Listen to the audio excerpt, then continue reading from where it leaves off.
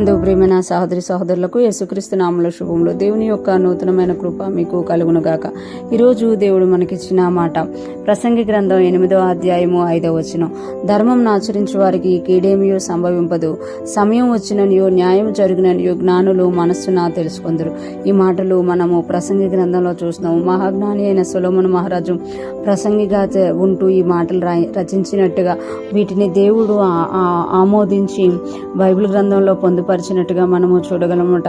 ఎందుకంటే ప్రసంగి గ్రంథంలో చాలా విషయాల్లో ఈ లోకపరమైన వాటిగా సొలొమోను మహారాజు అవి తరచి చూసి రచించినట్టు మనము చూడగలుగుతాం. ఇక్కడ చెప్తున్నారు కదా, ధర్మం ఆచరించే వారికి కీడేమీ సంభవింపదు.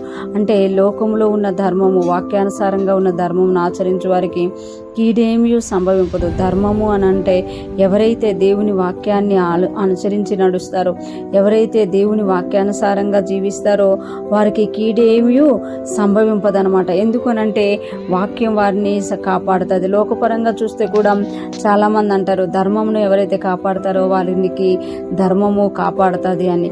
ఇక్కడ చూసుకుంటే ధర్మమును ఆచరించే వారికి, వాక్యానుసారంగా జీవించే వారికి కీడేమీ సంభవింపదు. సమయం వచ్చిననియో న్యాయం జరుగుననియో జ్ఞానులు మనస్సున తెలుసుకుందరు. సమయం వచ్చిననియో న్యాయం జరుగునని అంటే చాలా మంది సమయము అయిపోతుందే, మన జీవితంలో ఏం జరగట్లేదు అని చాలా మంది అనుకుంటూ ఉంటాం. కానీ జ్ఞానుల మనస్సు ఎలాగుంటది అని అంటే సమయం వచ్చిననియో న్యాయం జరుగుననియో జ్ఞానుల మనస్సున తెలుసుకుందరు. అంటే జ్ఞానులు ప్రతిదానికి కూడా ఇబ్బంది పడిపోరన్నమాట. సమయం అయిపోతుంది, న్యాయం జరగడం లేదు అని ఇంకొక కోణంలోకి వెళ్ళిపోకుండా వాళ్ళు ఏం చేస్తారు అని అంటే ఆ మనస్సులో తెలుసుకొని ఆ సమయం కొరకు ఎదురు చూస్తారన్నమాట.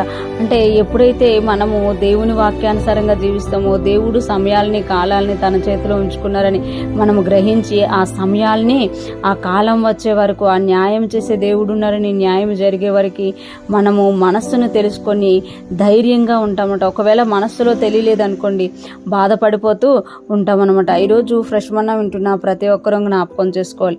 దేవుడు మనకి తెలియజేస్తున్నారు కదా, ధర్మం ఎవరైతే ఆచరిస్తారో, ఎవరైతే వాక్యానుసారంగా జీవిస్తారో, ఆయన పెట్టిన కట్టడలను అనుసరించి నడుస్తారో వాళ్ళు ఖచ్చితంగా కీడేమీ లేకుండా జీవిస్తారు అని దేవుడు తెలియజేస్తున్నారు. అదేవిధంగా సమయము వచ్చినని, న్యాయము జరుగునని జ్ఞానులు మనస్సులో తెలుసుకుంటారట. మనము కూడా జ్ఞానం కలిగి ఉంటే మన మనస్సులో మనకు తెలుస్తుంది కదా, ఒక సమయం వస్తుంది, ఆ సమయంలో దేవుడు ఖచ్చితంగా న్యాయము తీరుస్తాడు అని. ఈరోజు ఫ్రెష్ మన్నా వింటున్న ప్రతి ఒక్కరము కూడా దేవుని యొక్క కట్టడలను అనుసరించే వారంగా, దేవుడు పెట్టిన విధులను అనుసరించే వారంగా ఉంటూ ప్రతిదానికి సమయం ఉంది, ఆ సమయంలో దేవుడు ఖచ్చితంగా న్యాయం తీరుస్తారు అని మనం తెలుసుకుని ముందుకు వెళ్ళిపోవడమే జ్ఞానము అని ప్రసంగి తెలియజేస్తున్నారు. మనము కూడా జ్ఞానము కలిగి ముందుకు వెళ్లే వారంగా, దేవుని వాక్యానుసారంగా జీవించే వారుగా ఉందుముగాక.